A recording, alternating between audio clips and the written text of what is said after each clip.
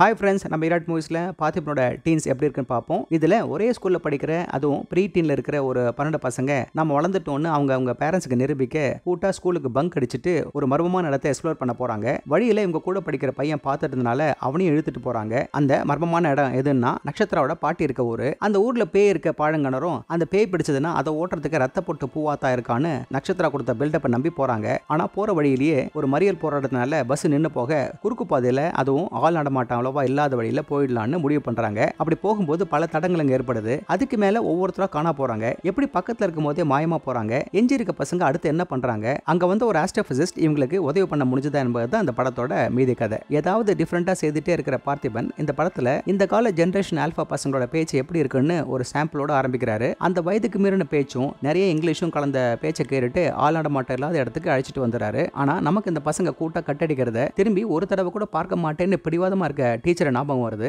சரி, அந்த பெரிய ஸ்கூல்ல யார் கண்ணிலையும் மாட்டாம காட்டினது மோசம்னா அதை விட மோசம் போற வழியில பசங்க கல்லு குடிக்கிற மாதிரி காட்டினது. இதை பார்த்த உடனே இன்னும் நமக்கு புதுமைகளை காட்சிப்படுத்துவாருன்னு நிமிர்ந்து உட்காருவோம். ஆனா அதுக்கு மேல அமானுஷமோ ஹாரரோன்னு பசங்களை பயப்பட வச்சு கூச்சலும் காத்தலமா அங்கங்க ஓட விட்டுட்டாரு. நாமும் பரபரப்பாகிடுவோம். நடுநடுல பிசடிக்க போனவன் எப்படி மிஸ் ஆவான், லெமன் மாலை போட்டு எமன் மாதிரி வரேன்னு அவர் ஸ்டேர்ல வசனங்க அப்பப்ப விழுது. நடுவுல யோகி பாபு இருந்தா நல்லா இருக்குன்னு சும்மாவே சொருகி இருக்காங்க. போகிற போக்குல ஆணவ படகுல சாதியை ஒடுக்குமுறைன்னு தொட்டு இருக்காரு. வசனங்கள்லாம் ரசிக்கிற மாதிரி தான் இருக்கு. என்ன இந்த ஏலியன் எலக்ட்ரோ மேக்னெட்டிக் ஃபீல்டுன்னு பெரிய பெரிய கம்ப்யூட்டர் ஸ்கிரீன்ல காமிச்சு பயமுறுத்துறாரு. பலது தலைக்கு மேல போகுது. பசங்களே விடுங்க சார்னு சொன்னாலும் விட மாட்டாரு. இதுக்கு நடுவுல நிறைய பாட்டுங்க வந்து இருக்கிற கொஞ்ச நெஞ்ச சுவாரஸ்யத்தையும் கெடுக்குது. செகண்ட் ஹாஃப்ல பசங்க தொலைறது எப்படின்னு ஒரு ஆர்வத்தை உண்டு பண்ணாலும் அது கொண்டு போன விதம் பொறுமையை சோதிக்குது. ஆனா எப்படின்னு காமிக்கும் போது அது ஒரு வித்தியாசமான ஐடியான்னு சொல்ல வைக்குது. அப்படியே இதுல ஒரு பையன் ஏலியனோட குட்டி ரோவரை ஒரு வழி பண்றான். இவ்வளவு சயின்ஸை பேசிட்டு அதுக்குள்ள இருக்கிறது என்னவாகுன்ற ஒரு பாசிபிலிட்டியை காட்சிப்படுத்திருந்தாங்கன்னா சுவாரஸ்யமா இருந்திருக்கும். இந்த 13வது பையனா வர